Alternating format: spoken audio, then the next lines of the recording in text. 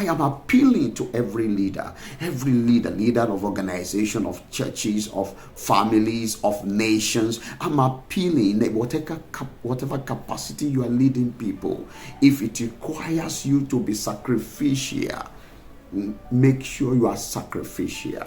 Oh, I tell you, look at the kind of service that Nehemiah rendered.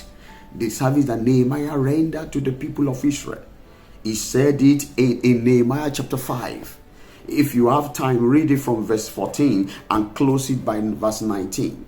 You will discover that in those verses, he said actually that in 12 years of his service as a governor, because he came as a governor of Judah, and he came actually to rebuild the wall of Jerusalem.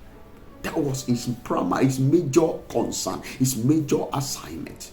And he discovered that the people were not living in good welfare and so on. The people had burdens and issues. So because of that, he made sure that he did not impose his right of privileges and entitlement on the people. There are things that he was entitled to as a governor, but he ensured that he did not claim them. He did not insist on those things, so that life can be less burdensome for people. That is sacrificial love. That is love with sacrificial mind. That is true leadership. When you look at the environment, though the constitution or the law allows you to take certain portion, allows you to get this or to use that, but because of the way things are, you deny yourself of such thing. This is the example in Nehemiah. I hope our leaders, or leaders in the nation, leaders in the church, leaders in the society, the community, in the family, will look at this and make it an example.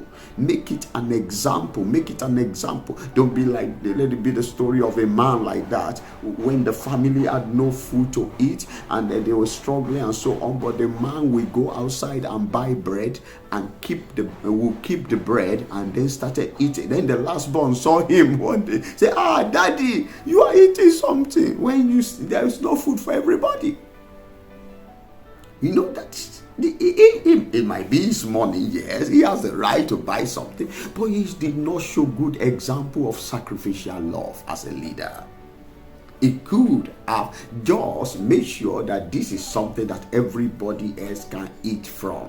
So Nehemiah, let me read for you this verse in Nehemiah chapter 5, verse 18. He talked about the things that were supposed to be his own, but he said, the last part of it, he said, in spite of all this, I never demanded the food allotted to the governor, because the demands were heavy on these people. And he now says, remember me with favor, my God, for all I have done for these people. And that is how we get great reward from God. Great reward, because God looks at sacrificial service, sacrificial love, sacrificial giving, and rewards people. May you be rewarded in all your sacrificial way of life. I am appealing to every leader, leader of organization, of churches, of families, of nations. I'm appealing that whatever capacity you are leading people, if it requires you to be sacrificial, make sure you are sacrificial. If it is required, if you discover that the people are not measuring up to the way you see, but you have privileges far above, then it is good to be sacrificial. Say, love one another as I have loved you. As I have loved you. Don't say, some people will say, those days are gone. I have sacrificed in the past and so on. I don't know how to put this one in English. In my dialect, they will say, Tino ba tonle lasso eje tonle kono.